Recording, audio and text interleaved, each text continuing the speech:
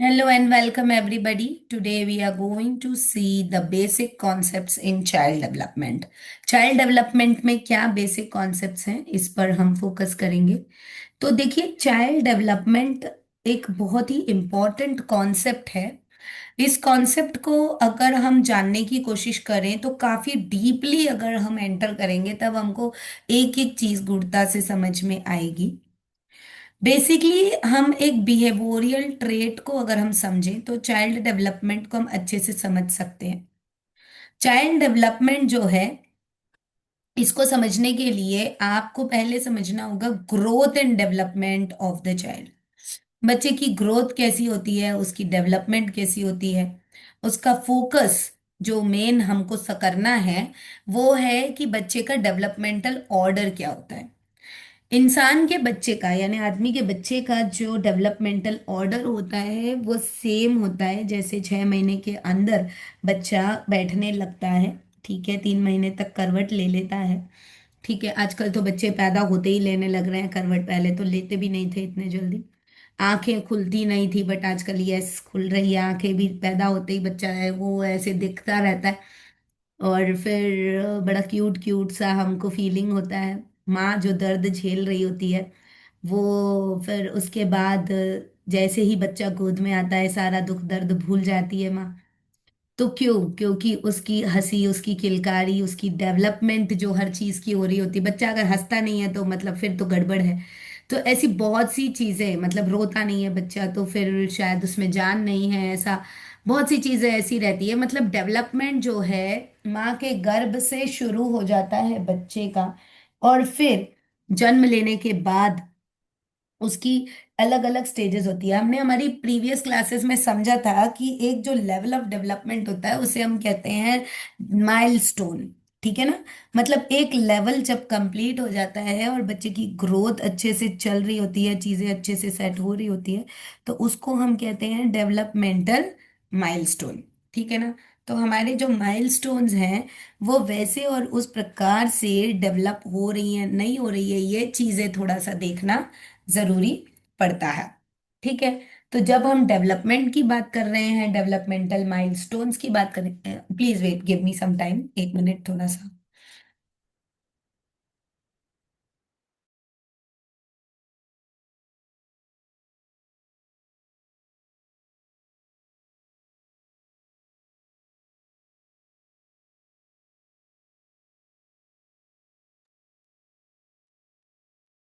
Yes, sorry, thank you very much all of you. तो फिर ये जो डेवलपमेंटल स्टेज है यहाँ पर माइलस्टोन्स अचीव होते हैं। तो अब हम पहले तो ये समझेंगे कि एक बच्चे का डेवलपमेंटल पीरियड क्या होता है। तो उसके लिए हम देखेंगे stages of child development. So there are 4 stage of child development. Child development की 4 स्टेजेस होती हैं। Okay. There are 4 stages of child development. ये देखिए यहाँ पे आपकी बुक में ये यहाँ पर लिखा गया है। इसका पीडीएफ हम आपको ऑलरेडी शेयर कर चुके हैं। Infancy, childhood, adolescence and adulthood. ठीक है, आपको इसको याद रखना है। ये चीज आप कभी नहीं भूलेंगे until you are a teacher of a preschool child.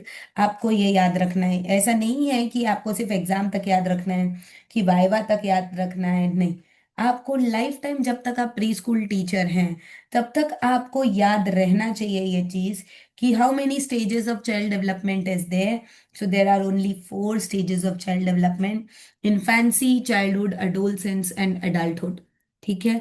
इसको अगर हम हिंदी में देखेंगे तो ये होगा शैशव अवस्था, बाल्यावस्था, प्रौढ़ावस्था, सॉरी, ये किशोर अवस्था, एडोलसेंस को किशोर अवस्था बोलेंगे।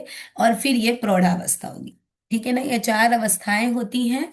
जिन 4 अवस्थाओं में हर एक व्यक्ति जो है अपने विकास की ओर अग्रसर होता है। इन्फेंसी, ये शैशव अवस्था, ये जो अवस्था होती है जन्म से लेकर 2 वर्ष तक की होती है। ठीक है ना। Infancy is the period from birth to 2 years. ठीक है। और फिर इसके बाद जो होती है 2 इयर्स से लेकर 6 इयर्स तक चाइल्डहुड पीरियड रहता है। 6 to 12 इयर्स जो है वो एडोलसेंस पीरियड। अब देखिए 2 years to 12 years basically childhood होता है। ठीक है ना। 2 to 12, 12 ईयर्स से अडोलसेंस यानी जो टीन एज पीरियड रहता है ना, तब अडोलसेंस आता है। लेकिन जो ये चाइल्डहुड पीरियड है ना, इसको भी 3 पार्ट में डिवाइड किया गया है। ठीक है ना।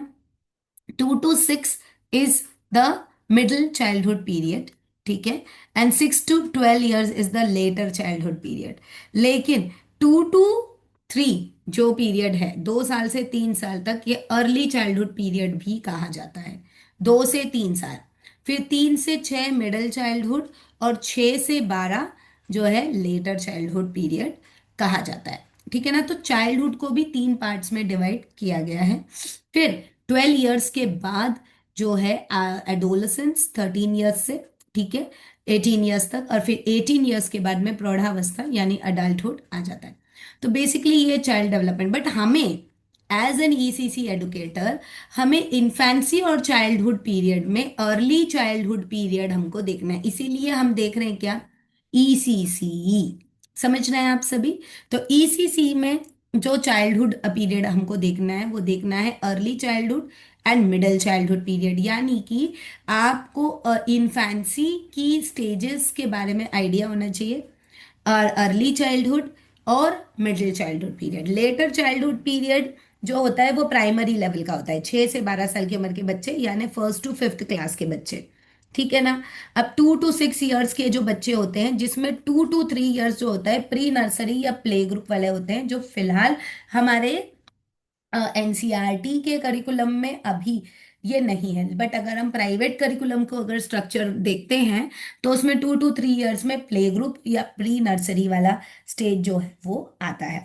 फिर उसके बाद में 3 to 6 ईयर्स वाला पीरियड जो होता है वो प्री स्कूल का पीरियड होता है। ठीक है। मैंने आपको जब इसका इंडेक्स समझाया था, तब मैंने आपको बताया था कि ये चीजें, ये एक्टिविटीज जो है, ये सारी चीजें हम देखने करने वाले हैं। ठीक है ना। तो ये हुआ। अब हम नेक्स्ट आगे बढ़ रहे हैं। ये जो स्टेजेस ऑफ चाइल्ड डेवलपमेंट है, इसमें ये पूरा आपको यहाँ पे दिया है, जो मैंने अभी आपको समझाया कि एडल्टहुड कहाँ से और क्या है, ये आप रीड करिएगा। अब हम बेसिकली हम देखेंगे कि एरिया ऑफ चाइल्ड डेवलपमेंट क्या है, what are the different areas where the child development is happening. तो जो एरिया ऑफ चाइल्ड डेवलपमेंट है, वो है physical. I just noodle this. The first is physical development. अब फिजिकल डेवलपमेंट में motor development आ जाता है, फिजिकल डेवलपमेंट के अंदर ही आता है मोटर डेवलपमेंट। ठीक है। Then there is language development, then there is cognitive development, then there is social development, then there is emotional development, and then the development of personality. Right. तो इतने areas होते हैं। जो जो एरिया ऑफ डेवलपमेंट होता है, ठीक है ना, इसको एक नाम दिया गया है in the stage of development. Area of development को हम कहते हैं डोमेन्स। ठीक है। तो जहां पर फिजिकल डोमेन की जब हम बात करते हैं, तब फिजिकल डेवलपमेंट पर हम एक्ट कर रहे हैं। Then motor development. Motor development physical development के अंदर ही आती है।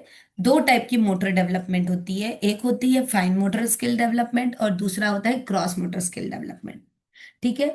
जो फाइन मोटर स्किल डेवलपमेंट होती है, जिसे हम सूक्ष्म गत्यात्मक विकास कहते हैं, या उसको क्रियात्मक विकास भी कह सकते हैं, सूक्ष्म क्रियात्मक विकास।